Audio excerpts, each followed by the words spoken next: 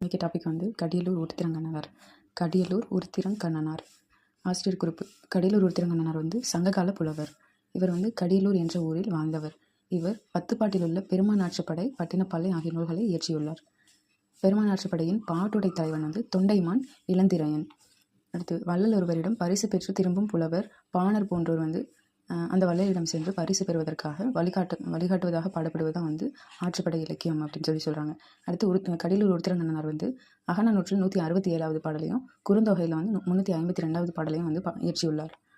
அப்புறம் வந்து பார்த்திங்கன்னா, பட்டினப்பாலை பாடியதுக்காக வந்து கடியலூர் உருத்திரங்கண்ணனாருக்கு கரிகால சோழன் வந்து 16 100,000 பொன்காசுகளில் பரிசளித்ததாக கலிங்கத்து பரணி வந்து சொல்லியிருக்கு.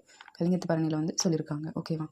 அடுத்து வந்து கலங்கரை விளக்கம் அப்படின்னு சொல்லிட்டு 7th நியூ புக்கில் ஒரு பாடல் இருக்குது. அந்த பாடல் வந்து கடியலூர் உருத்திரங்கண்ணனார் எழுதின பாடல்.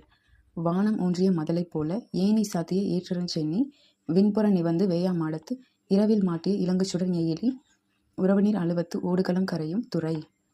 கடியலூர் உருத்திரங்கண்ணனார். இந்த பாடலோட சொல்லும் பொருளும்: மதலை அப்படின்னா தூண், நெகிழி அப்படின்னா தீச்சுடர், அலுவம் அப்படின்னா கடல், வேயா மாடம் வைக்கோல் போன்றவற்றால் வேயப்படாது திண்மையாக சாந்து பூசப்பட்ட மாடம், சென்னி உச்சி, உறவு நீர் பெருநீர் பரப்பு, கரையும் அலைக்கும்.